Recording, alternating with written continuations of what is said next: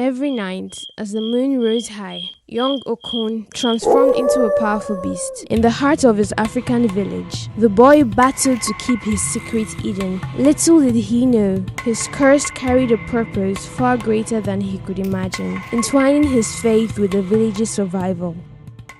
Okon lived in a small, peaceful village in the heart of Africa, surrounded by thick, lush forests and wild, flowing rivers. The people of the village were kind and hardworking. They lived simple lives, farming their land and caring for their animals. Okon was just like any other boy in the village. He loved to play with his friends, help his mother in the kitchen, and listen to his grandfather's stories. But Okon had a secret that no one else knew. Every night, as soon as the sun set and the moon rose, Okon would transform into a beast. His body would grow larger, his muscles would become stronger, and his senses would sharpen. His eyes would glow and his teeth would grow into sharp fangs. He would run into the forest, unable to control his transformation. Okon's parents were the only ones who knew about his curse. They had discovered it when he was just a baby. One night, they heard strange noises coming from his room. When they went to check on him, they found a small wolf-like creature in his crib. Terrified, they watched as their baby transformed back into a boy with the first light of dawn. They decided to keep his condition a secret, fearing what the villagers would do if they found out. As Okon grew older, he learned to accept his nightly transformations. He would lock himself in his room at sunset and sneak out through the window once he had turned into the beast. He spent his nights roaming around the forest, hunting small animals and exploring the wild. Despite his frightening appearance, Okon had never harmed anyone. He always made sure to stay far away from the village during his transformations. One day, as Okon was helping his mother prepare dinner, his grandfather called him over. "Okon, come here, my boy," his grandfather said in a low, serious voice. Okon obeyed and sat down next to the old man. "I have something important to tell you," his grandfather began. "A long time ago, our village was protected by a powerful spirit. This spirit took the form of a beast, much like the one you turn into every night." Okon listened intently as his grandfather continued. "The spirit was a guardian, watching over our village and protecting us from harm. But one day, the spirit vanished. Since then, our village has been vulnerable to attacks from wild animals and other dangers. I believe that your transformation is not a curse, but a gift. You have been chosen to be our new guardian." Okon was stunned by his grandfather's words. He had always thought of his nightly transformations as a burden, something to be ashamed of. But now, he saw them in a new light. Maybe he could use his powers to protect his village, just like the spirit had done. That night, as Okon transformed into the beast, he felt a newfound sense of purpose.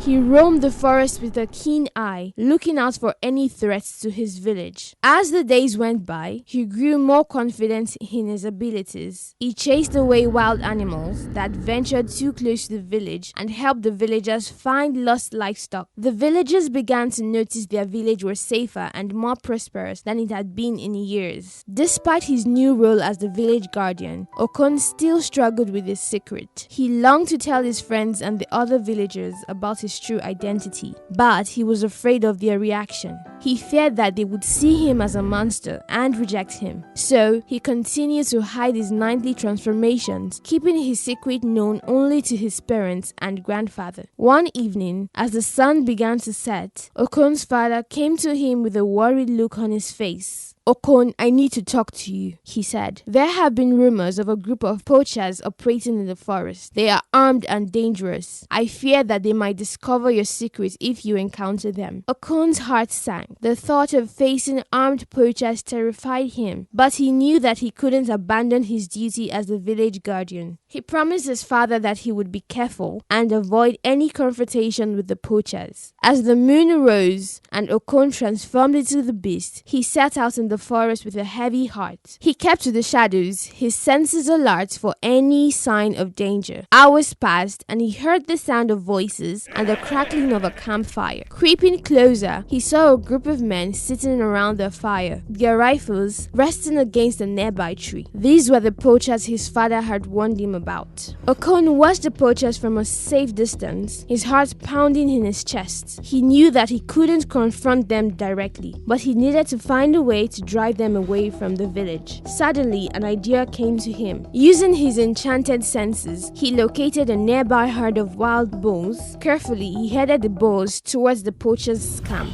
The men were startled by the sudden appearance of the bulls and scrambled to grab their rifles. In the chaos, Okon used the strength and speed to knock over their supplies and scatter their belongings. The poachers, overwhelmed by the wild bulls and the mysterious force disrupting their camp, decided to leave the area. As the poachers retreated, Okon felt a surge of relief. He had managed to protect his village without revealing his true identity. As the first light of dawn broke, he returned to his home and transformed back into a boy. Exhausted but proud, he collapsed into bed, knowing that he had fulfilled his duty as the village guardian. Okon's life continued in this pattern for several weeks. By day, he was an ordinary boy, helping with chores and playing with his friends. By night, he was a powerful beast, patrolling the forest and protecting his village from unseen dangers. Despite the challenges, he felt a deep sense of pride and responsibility in his role as the guardian. One day, while playing by the river with his friends,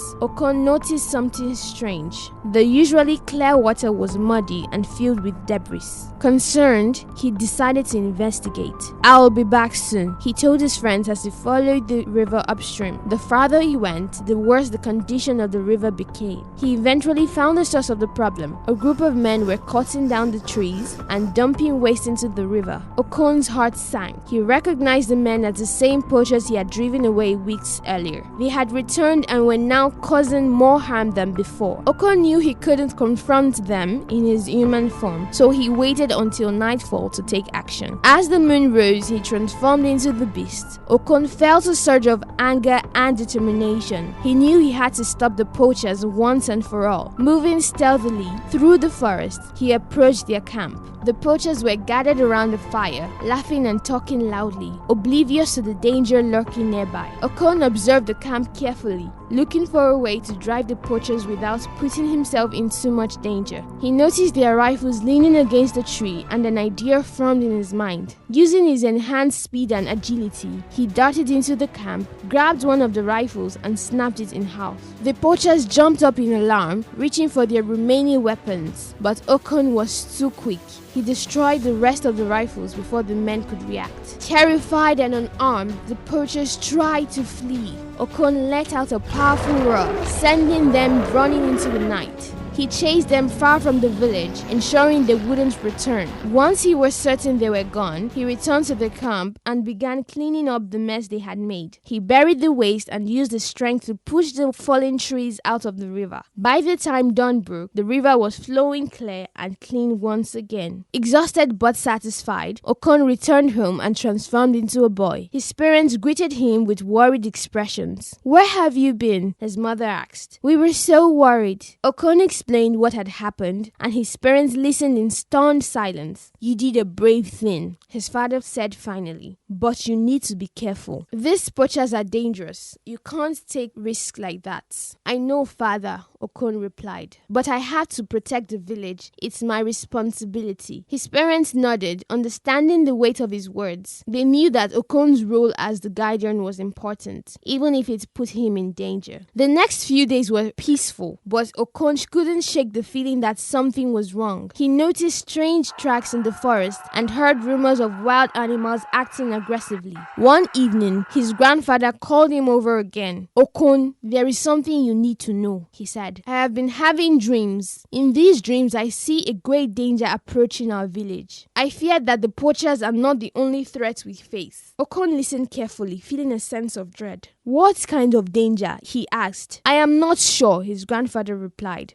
but I believe it is connected to your transformations. You must be vigilant and ready for anything. That night, as Okon patrolled the forest, he felt a strange unease. The air was thick with tension, and he sensed that something was watching him. Suddenly, he heard a rustling in the bushes. He turned to see a pair of glowing eyes staring back at him. Before he could react, a massive creature lunged at him, knocking him to the ground. Okon fought back with all his strength, but the creature was incredibly powerful. He recognized it as a hyena, but it was much larger and stronger than he had ever seen. Its eyes glowed with an unnatural light, and its movements were swift and deadly. Okon realized that this was no ordinary animal. It was a spirit, much like the one his grandfather had spoken of. The battle raged on, with Okon using every ounce of his strength to fend off the creature. He managed to land a few blows, but the hyena was restless. Just when he thought he couldn't hold on any longer, he remembered his grandfather's words.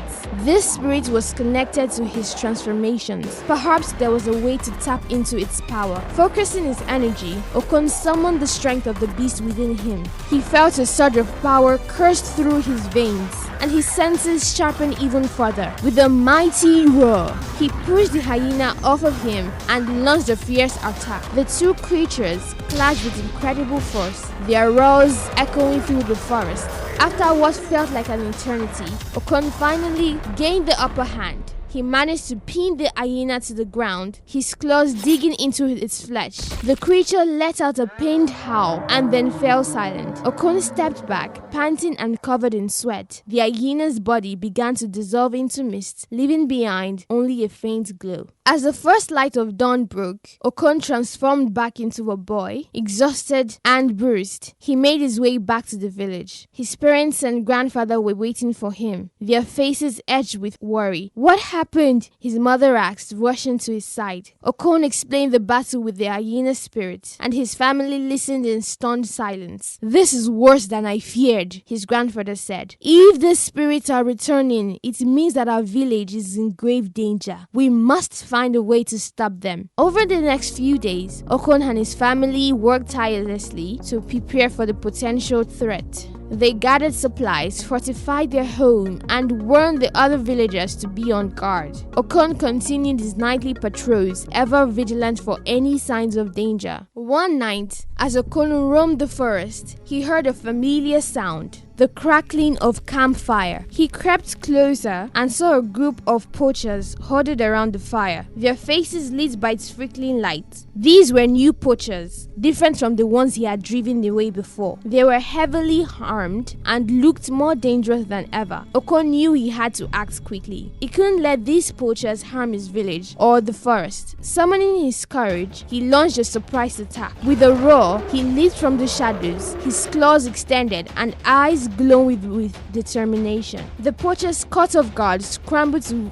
grab their weapons. Using his enhanced speed and strength, Okon tore through the camp. He slashed at one poacher's rifle, snapping it in half. Another poacher swung a machete at him, but Okon ducked and knocked the weapon from the man's hand with a powerful swipe. The poachers were terrified, but they quickly regrouped, realizing they outnumbered him. As Okon faced them down, a poacher threw a net, entangling his limbs and bringing him to the ground. The poachers rushed him and Okon struggled to free himself, but the net tightened with every move. They began to strike him with sticks and the butts of their rifles, driving him further into the dirt.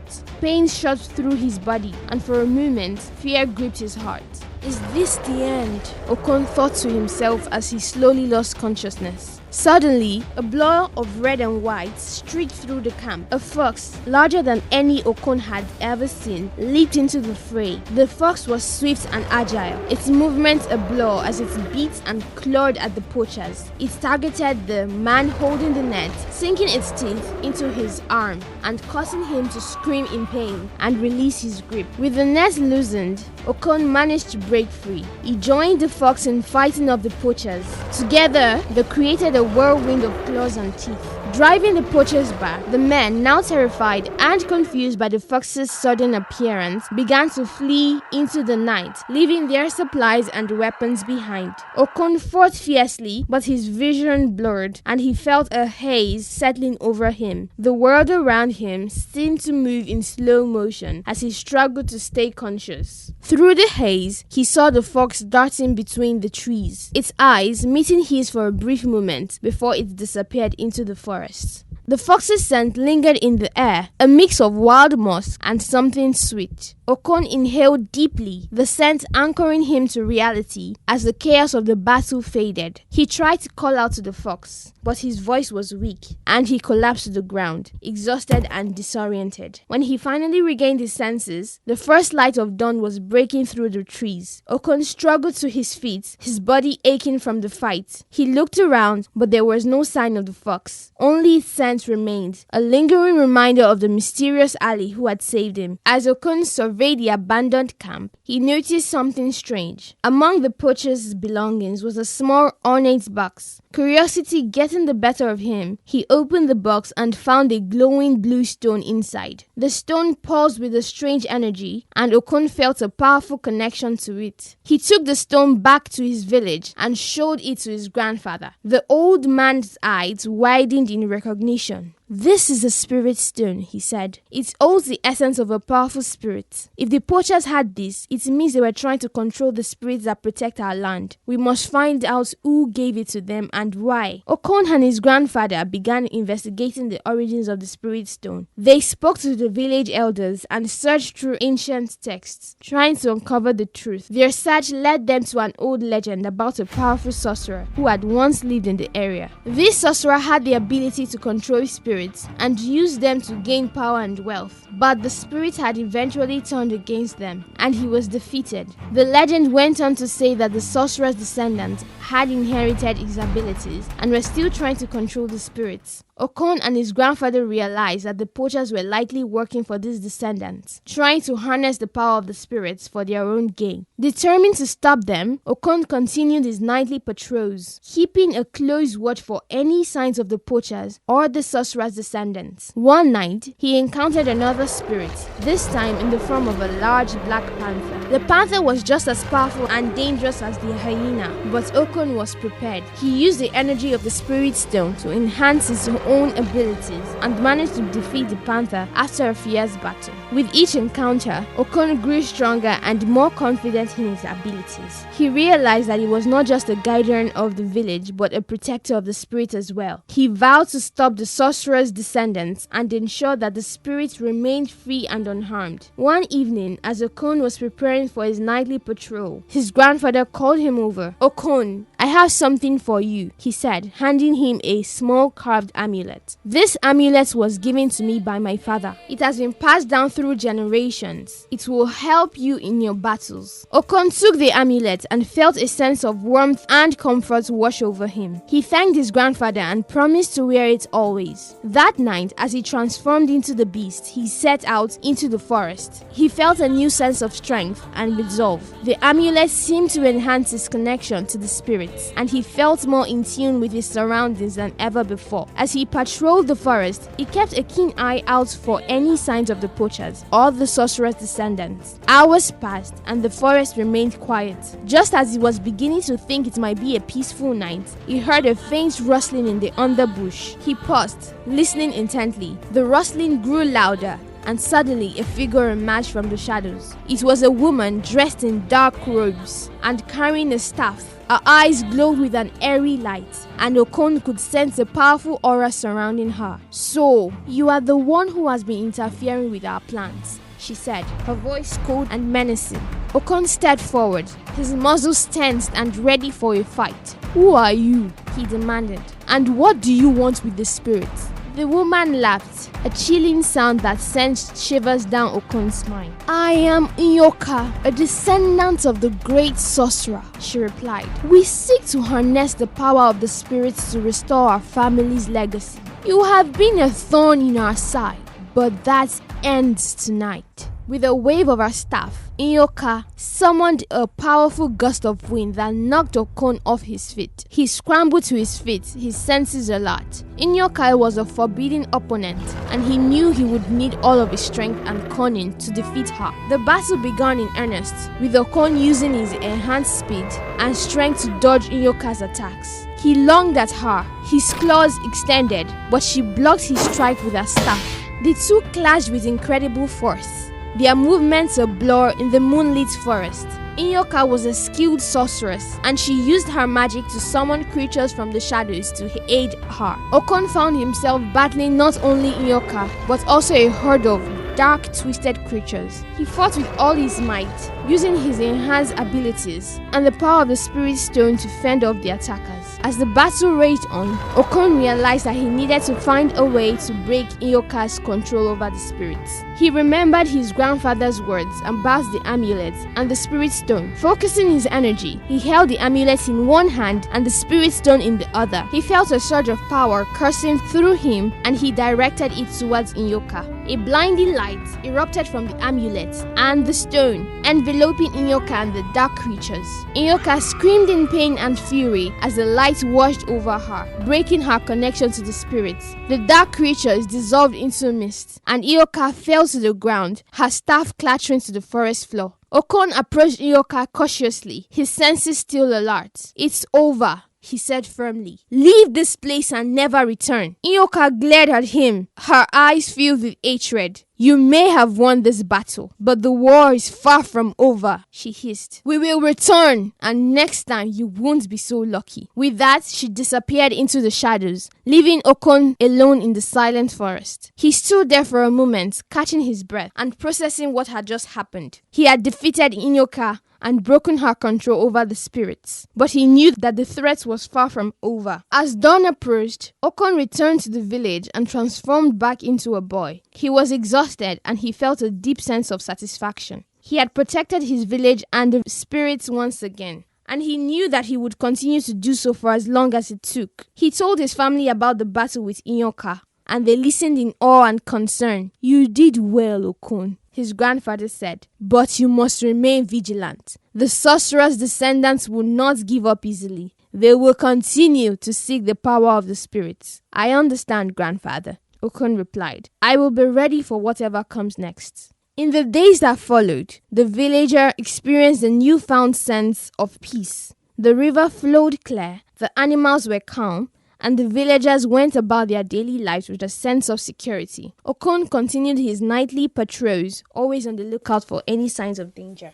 One evening, as Okon was preparing for another patrol, he noticed a small group of villagers gathered near the edge of the forest. Curious, he approached them and saw that they were talking to a stranger, a tall, lean girl with a marvelous smile. He had never seen someone so beautiful and with fiery red hair that swayed gently in the wind. The girl introduced herself as Amanda, a traveler who had come to the village in hopes of striking a trade with them. The villagers welcomed Amanda warmly. However, Okon remained cautious. He had learned to be wary of strangers, especially given the recent threats. Plus, there was something about her scent and her eyes that made him feel uneasy. He always felt like they had met before. Could it be the sorceress Inyoka in disguise? He thought to himself. But he didn't feel any malicious intent from Amanda. On many nights, as he patrolled the forest, he made sure to keep a close eye on Amanda, making sure that the traveler posed no danger. To his surprise,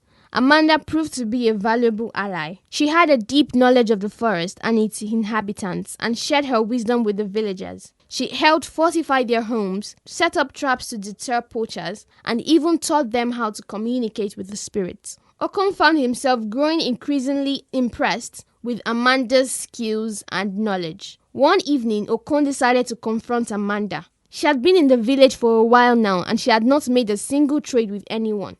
It was during this confrontation Amanda revealed something that left Okon speechless. "I know your secret, Okon," Amanda said quietly. "I know that you are the guardian of this village and that you transform into a beast every night." Okon tensed, his heart pounding in his chest. "How do you know that?" he demanded, his voice filled with both fear and curiosity. Amanda smiled gently. "Because I too have a secret," she said. "I also have a connection to the forests. I'm the fox that saved you from the poachers. I've been watching over you and the village for a while now." Okon stared at her, stunned. "You are the fox? But why? Why would you save me?" Amanda's expression softened. "I was sent here by the spirits to aid you. The forest and its spirits sensed the disturbances and knew that you needed help. I was chosen to be your ally, to protect you and this village from the threats that lurk in the shadows." Okon felt a mix of relief and amazement. He had always felt the weight of his duty as the guardian, but now he realized that he wasn't alone. "Thank you, Amanda," he said sincerely. "I could use your help." Amanda nodded, her eyes shining with determination. "We are stronger together, Okon. The spirits have a plan for us, and together we can protect this village and maintain balance of nature." With newfound resolve, Okon and Amanda continued their patrol, their bond strengthening with each step. They knew that challenges still lay ahead, but they also knew that they had each other to rely on. As they walked through the moonlit forest, Okon felt a sense of hope and unity, knowing that he was no longer alone in his fight to protect the village. As the weeks turned into months, the village continued to thrive. The threat of the sorcerer's descendants remained, and Okon knew that the battle was far from over. But he also knew he was not alone. He had his family, his friends, and now Amanda by his side. One evening, as Okon and Amanda prepared for their nightly patrol, they sensed an unusual stillness in the air. The forest seemed to be holding its breath, and the usual sounds of nocturnal life were absent. "Something is missing. Something is coming," Amanda said quietly, his eyes scanning the tree line. Okon nodded, his muscles tensing in anticipation. They moved cautiously through the forest, their senses heightened. Suddenly, they heard a low, rumbling growl. Emerging from the shadows was a massive figure, larger than any spirit Okon had faced before. It was an ancient lion spirit, its mane crackling with the energy and its eyes glowing with fierce intensity. "This is it," Amanda whispered. "The final test. The sorcerer's descendants have unleashed their most powerful spirit. We must defeat it to ensure the safety of our village once and for all." With a determined nod, Okon and Amanda faced the lion spirit. The battle was fierce and relentless, each blow resonating with the power of the spirits. Okon used the strength of his beast form and the energy from the spirit stone, while Amanda fought as the fox with precision and grace, her own connection to the spirits evident in every move. Despite their combined efforts, the lion spirits proved to be a formidable opponent. It roared with fury, its claws striking with deadly force. Okon and Amanda fought valiantly, but they were pushed to their limits. Just when it seemed that all hope was lost, Okon remembered the amulet his grandfather had given him. Grasping the amulet tightly, Okon focused all his energy on it. He felt a surge of power unlike anything he had ever experienced. The amulet glowed brightly, and a protective barrier formed around him and Amanda. With renewed strength, they launched a powerful final attack on the lion spirit. The lion spirit let out a deafening roar as the combined force of Okon and Amanda's attack struck it. The spirit began to dissolve into a shimmery mist, its energy dissipating into the night air. As the last remnants of the lion spirits faded away, the forest fell silent once more. Okon and Amanda stood side by side, breathing heavily but victorious. They had faced the greatest threat yet and emerged triumphant. The villagers who had witnessed the battle from a distance cheered and celebrated their heroes. Back in the village, Okon's grandfather embraced him tightly. "You have done it, Okon," he said, tears of pride in his eyes. "You have fulfilled your destiny as the guardian of our village." Okon smiled, feeling a deep sense of accomplishment. He looked at Amanda, who nodded in acknowledgement. They both knew that their journey was not over, but they also knew that together they could face any challenge that came their way. From that day forward, Okon and Amanda continued to protect the village and its spirits. The villagers lived in peace, knowing that they were safe under the watchful eyes of their guardians. Okon, the boy who turned into a beast every night, had found his true purpose and a lifelong friend in Amanda. And so, under the light of the moon and the warmth of the sun, the village thrived, protected by the enduring bond between a boy, a man, and the spirits that guided them.